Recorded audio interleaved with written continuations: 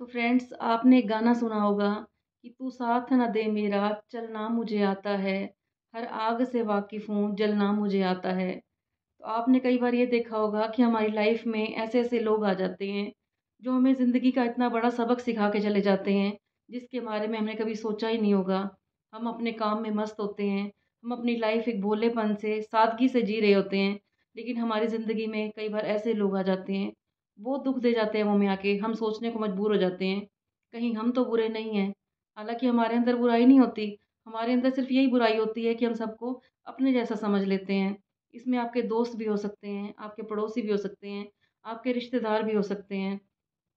आपने ये देखा होगा कि जब भी आपके ऊपर कोई दुःख आता है, तो थोड़े दिन बाद आपको ऐसे लगता है कि हमें बहुत कुछ सबक मिल गया, हमें लोगों ने बहुत कुछ सिखा दिया, क्योंकि हमें पता ही नहीं होता इन चीज़ों का जो लोग हमें सिखा के जाते हैं। ये जो एक्सपीरियंस है, ये हमें बाद में पता चलता है। जब हमारे साथ कुछ ऐसा बीत जाता है, हम पीछे अपने मुड़ के देखें, जो भी मेरी वीडियो देख रहे हो, अपने 10 साल पहले, 15 साल पहले का एक्सपीरियंस शेयर करना कि आपके साथ क्या हुआ था। जब आपके साथ ऐसा हुआ था, तब हमें ये लगता है कि ज़िंदगी में सब कुछ ख़त्म हो गया। लेकिन वो परमात्मा जो ऊपर बैठा हुआ है, वो आपको और कुछ देना चाहता है, तभी आपकी लाइफ में ये लोग आते हैं और आपको कुछ ऐसा सबक दे के आपकी ज़िंदगी से बाहर हो जाते हैं। तब आप ये सोचते हो कि हमें तो बहुत दुःख मिल गया, लेकिन उन दुःखों के बदले जो आपको मिलता है, उनकी आपने कभी कल्पना भी नहीं की होती। आपने देखा होगा कि जब आप छोटे थे, बचपन में जब आप फ्रेंड्स के साथ खेलने जाते थे, तो होता था क्या, आपके पेरेंट्स जो आपको आवाज़ें लगाते रहते थे, "आ जाओ, घर आ जाओ।" लेकिन आप उनमें ऐसे मगन हो जाते थे कि आपको घर जाने की परवाह ही नहीं होती थी। जब तक आपको कोई दोस्त चोट ना मार दे या कोई भला-बुरा ना कह दे, आप घर नहीं आते थे। होता क्या था, आपस में लड़ाई होती थी, फिर आपको घर की याद आती थी।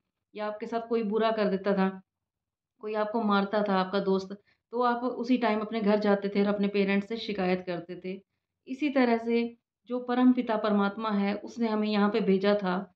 ये जो हमने नर लीला में हम करते हैं यहाँ पे, तो जो ये होती है, हमें नर से नारायण बनने के लिए भेजा गया था, लेकिन हम यहाँ पे आके ऐसे हो जाते हैं कि हम सब कुछ भूल जाते हैं कि हमारा जन्म किस लिए हुआ था। ऐसे ही आप देखोगे कि एक पति-पत्नी होते हैं, पति अपनी पत्नी को बहुत प्यार करता है, बहुत ज़्यादा। जो आजकल का टाइम आ गया है ये, कि पति अपनी पत्नी पे जान न्यौछावर करता है और वही पत्नी उसको ऐसा धोखा दे देती है, कभी धन के पीछे, कभी दूसरे इंसान के पीछे, किसी के प्यार में पड़ के वो अपने पति को धोखा दे देती है। और वो पति जो होता है, वो अंदर से बिल्कुल टूट जाता है। उसने अच्छे पति होने का पूरा फर्ज़ निभाया था, लेकिन वो अंदर से टूट जाएगा। तो ये परमात्मा हमें साइन देता है कि ये तुम्हारे साइन हैं कि तुम बदल जाओ। परमात्मा कोई ना कोई ऐसी सिचुएशन कर देता है हमारे आगे। कई बार क्या होता है कि एक बेटा होता है, वो अपनी माँ को बहुत प्यार करता है। उसका दिन-रात उसका काम करता है, कहना मानता है। जो माँ कहती है वही करता है, लेकिन जैसे ही वो बड़े हो जाते हैं, बेटे की शादी हो जाती है, तो वही माँ होती है, वो बेटे की तरफ देखती ही नहीं है। तो बेटा अंदर ही अंदर अपने माँ के प्यार के लिए तड़पने लग जाता है। वो सोचता है क्या ये मेरी वही माँ है, जो मुझे इतना प्यार किया करती थी। ऐसे ही कई बार क्या होता है कि हमें ऐसे दोस्त मिल जाते हैं, हम दोस्ती में अपना सब कुछ लुटा बैठते हैं, उनसे बहुत प्यार करते हैं, लेकिन कहते हैं प्यार हमेशा एक तरफ़ा ही क्यों मिलता है? क्यों ऐसे लोग आते हैं कि दोनों साइड से प्यार क्यों नहीं होता? क्योंकि वो परमात्मा ऊपर बैठा हुआ है जो, वो हमारे अंदर आगे ऐसी सिचुएशन ला देता है कि ये दुनिया तुम्हारे लायक नहीं है। ऐसे ही ये देखो कि जब कोई हीरो होता है, आप मूवी देखने जाते हो, मूवी तो सारे ही देखते हो, उसमें क्या होता है, एक हीरो अकेला होता है, उसके साथ कोई भी नहीं होता। उसके आस-पास इतने लोग होते हैं, सब उसको दुःख पहुँचाते हैं, वो सारी मूवी में पिटता ही रहता है, जो आपने पुरानी मूवी भी देखी होगी। आज भी ऐसा ही होता है कि जो हीरो होता है, जो असली लाइफ़ में बिल्कुल सच्चा होता है, दिल का बिल्कुल साफ़ होता है, वो हमेशा अकेला मिलेगा आपको। लेकिन जब बिल्कुल परमात्मा उसको अकेला कर देता है, फिर उसको याद आती है परमात्मा की, कि वो परमात्मा तू कहाँ है? तो लोग कहते हैं कि परमात्मा हमें दिखाई नहीं देता, लेकिन जब हमारे ऊपर कोई बुरा वक़्त आता है, सिर्फ़ हमें परमात्मा ही दिखाई देता है। फिर हमें सारे रिश्ते-नाते सब झूठे लगने लग जाते हैं, सब दोस्ती, रिश्तेदारी सब एक तरफ और एक परमात्मा ही दिखता है हमें, वही नज़र आता है हर तरफ। तो क्यों ना जब हम आपस में रिश्तेदारी में रहते हैं, तो भी उस परमात्मा को हम साथ लेके चलें। अगर हम परमात्मा को सिर्फ़ दुःख में याद करेंगे, तो परमात्मा बड़ी मुश्किल से आपको मिलेगा। लेकिन अगर परमात्मा को हम सुख में भी याद करें, जब हमारे ऊपर सुख के दिन होते हैं, बड़े अच्छी तरह से रह रहे होते हैं, तो हम उस परमात्मा को बुला देते हैं। तो आपने तब भी परमात्मा को याद करना है, तो आपका सुख हमेशा आपके साथ बना रहेगा, कि परमात्मा कहेगा कि ये तो मुझे सुख में भी याद करता है। तो हमेशा परमात्मा को हर हाल में याद करिए। ये ना हो परमात्मा आपके आगे कुछ ऐसी सिचुएशन ला दे कि फिर आपको याद करना पड़े उसको, फिर उसे मानना पड़े। कई लोग तो ऐसे हैं जो परमात्मा को मानते ही नहीं हैं। तो उस परमात्मा को हमेशा महसूस कीजिए, अपने अंग-संग महसूस कीजिए। जब हम किसी भी रिश्ते में ज़्यादा मोह में पड़ जाते हैं, तो वो परमात्मा हमारा मोह को तोड़ने के लिए कुछ ऐसी सिचुएशन क्रिएट कर देता है। आपने कभी देखा हो कि एक बिच्छू की मौत कैसे होती है या एक तितली की मौत कैसे होती है? जो बिच्छू होता है, जो मादा बिच्छू होती है, वो जब अपने बच्चों को पैदा करती है, तो वो जो सारे बच्चे उसके होते हैं, बिच्छू की पीठ के ऊपर चढ़ जाते हैं और जब वो भूख से तड़फते हैं, तो अपनी माँ को ही खा जाते हैं। इस तरह से हर मादा बिच्छू की मौत होती है। कभी भी आप नेट पे सर्च के देखना करके देखना या आपने सुना होगा ये बात कि एक बिच्छू की मौत उसके बच्चों के कारण ही हो जाती है। और जो तितली होती है, वो इतनी नाज़ुक होती है कि जब उसका निर्माण होता है, तो बहुत दुःख सहन करके होता है। अगर हम चाहें तो भी हम उसको बचा नहीं सकते। अगर हम सोचें कि हम तितली को जो उसके पंख होते हैं, उसको पकड़ के उसकी हम हेल्प कर देते हैं। अगर आप उसको पकड़ोगे, तो वहीं पे ख़त्म हो जाएगी। कहने का मतलब ये है कि ये जो सिचुएशन पर दे रखी है, ये परमात्मा ने ही दे रखी है।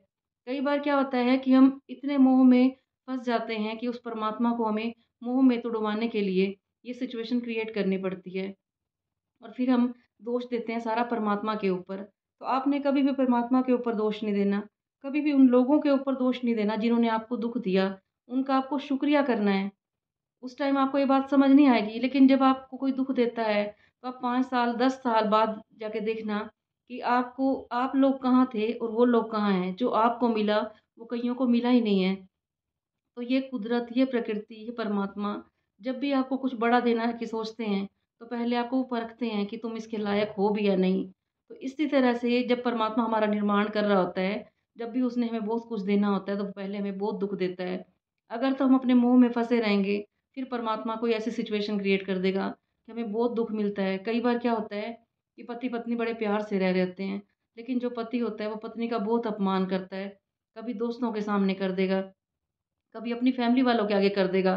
फिर पत्नी के मन में फ़ील होती है कि ये तो मेरा कहीं भी अपमान कर देता है। फिर वो परमात्मा से शिकायत करती है।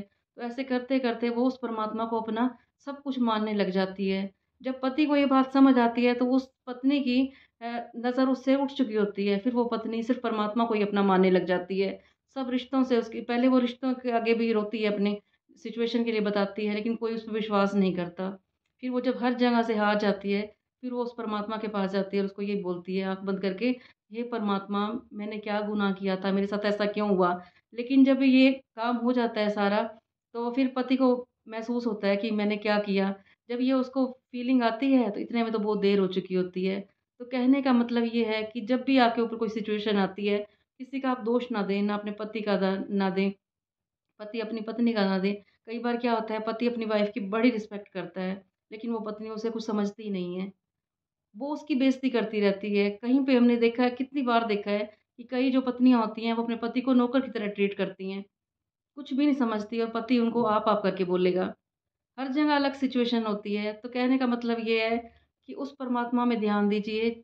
अगर आपकी ज़िंदगी में कोई आता है, दुःख तकलीफ़ देके जाता है, तो उन सब लोगों का शुक्रिया करो कि तुम्हारी वज़ह से आज हम यहाँ पे हैं, जहाँ हम पहले नहीं थे। जो हमें मिला, वो शायद कइयों को नसीब ही नहीं होता। तो जिन-जिन लोगों को भक्ति मिली है, उन्होंने ये बातें महसूस की होंगी कि आपकी लाइफ़ पहले क्या थी और अब क्या है और कैसे आपको भक्ति मिली, कैसे वो परमपिता परमात्मा मिला। आप ये देखो कि अर्जुन को अगर दुर्योधन धोखा ना देता, क्या उसे कृष्ण जी का साथ मिलता? क्या उसे गीता का ज्ञान मिलता? गीता का ज्ञान कृष्ण जी ने सिर्फ़ अर्जुन को ही क्यों सुनाया? क्योंकि अर्जुन को ही धोखा मिला था, अर्जुन के ही भाइयों ने धोखा कर दिया था। तो अर्जुन ने ही अपना कृष्ण को मित्र बनाया था और कृष्ण ने जब उनके मित्र बने, तो उनके सारथी भी बन गए। तो वो परमात्मा हमारा तभी साथ देगा, जब हम उसकी कसौटियों पे खरे उतरते हैं। अगर हम घबरा गए और दुःख तकलीफ़ों में कई बार क्या होता है कि हमारे पास दुःख तकलीफ़ आए नहीं और हमने परमात्मा को मानना ही बंद कर दिया। घर में कोई दुःख आया, किसी की डेथ हो जाती है, तो हम ये सीधा कह देते हैं कि परमात्मा तो है ही नहीं। तो वही परमात्मा तो है जो हमारा दिन-रात साथ देता है। अगर परमात्मा हमारा साथ ना दे तो हम क्या थे? आपने एक गीत सुना होगा कि मैं क्या था तेरे मिलन से पहले, बुझा हुआ दिया था तेरे मिलन से पहले। तो जब आपको लोग परेशान करते हैं तो आप तकलीफ़ ना माना करें, ना ही उनको कोसा करें। कई लोग होता है बहुत गालियाँ निकालते हैं किसी ने बुरा कर दिया तो उनके साथ ये हो जाए, तो आपको किसी को बद्दुआ नहीं देनी। उन सब लोगों का शुक्रिया करना है कि आप लोग हमारी ज़िंदगी में आए तो हमें बहुत कुछ मिला। उस परमात्मा का हमें साथ मिला और जब वो आपको मुसीबत में याद करते हैं, तो उनका शुक्रिया किया करो। कहते हैं, एक दिया होता है, वो खुद जल के औरों को रोशनी दिया करता है, तो आप उनके लिए एक दिए के समान हैं कि जैसे ही उनकी ज़िंदगी में अंधेरा आ जाता है, फिर वो आपको याद करते हैं। पहले वो आपको वेस्ट समझ के अपनी लाइफ़ से बाहर निकाल देते हैं। पहले आपको वो बहुत तकलीफ़ देते हैं। जब ये देखते हैं कि ये नहीं टूटा इंसान ये, फिर उसको अपनी ज़िंदगी से बाहर निकाल देते हैं। लेकिन जब वो इंसान दुःख तकलीफ़ से बाहर निकलता है, तो एक हीरा बन के निकलता है। जब तक सोने को जलाया नहीं जाता, तब तक उसमें चमक नहीं आती। तो सोने को चमक लाने के लिए उसे पहले बहुत आग में जलाया जाता है। उसी तरह से जब भगवान ने इंसान को कुछ देना होता है, तो पहले वो उसे हर सिचुएशन में खरा उतारेगा। जब वो खरा उतर जाता है, फिर भगवान कहता है कि ये मेरी भक्ति के लायक है। तो मैं अपनी हर वीडियो में कहती हूँ कि जो शेरनी का दूध होता है, वो सोने के बर्तन में ही टिक सकता है, नहीं तो वो खराब हो जाता है। तो ये हमारा मन जो है, इसे हमें सोने का बर्तन बनाना है और जो दूध है, वो है परमात्मा की भक्ति। परमात्मा की भक्ति तभी हमारे अंदर आएगी, जब हमने उसकी हर हालात में उसका शुक्रिया किया होगा। उन लोगों का भी शुक्रिया किया होगा क्योंकि वो लोग भी तो भगवान के बनाए हुए हैं, जिन्होंने हमें दुःख तकलीफ़ दी। उन्होंने ही तो उनको ज़रिया बनाया था परमात्मा से भक्ति मिलवाने का। और ये भी मैं अपनी हर वीडियो में कहती हूँ कि जब इनकी युधिष्ठिर की मैया जो थी कृष्ण कुंती थी, उनको कितना दुःख मिला था और फिर उनको कान्हा की भक्ति मिली थी। तो कुंती कुंती ने यही कहा था कि हे कृष्णा, तुम मुझे हर जन्म में मिलना। अगर मुझे तुम मिलते हो और ऐसे दुःख मिलते हैं, तो मैं वो दुःख सहने के लिए भी तैयार हूँ। तो जब भी आपको दुःख मिले, कोई बुरा करे, तो आपने परेशान नहीं होना। कोई आपके अगर धोखा भी कर जाता है आपके साथ, कोई आपका पैसा भी ले लेता है, तो आपको तब भी परेशान नहीं होना, क्योंकि ये आपने परमात्मा के ऊपर छोड़ देना है। वो आपको किस तरह से वो पैसा दिलवाएगा, कहीं से मर्ज़ी दिलवाए, ये परमात्मा की ज़िम्मेवारी है।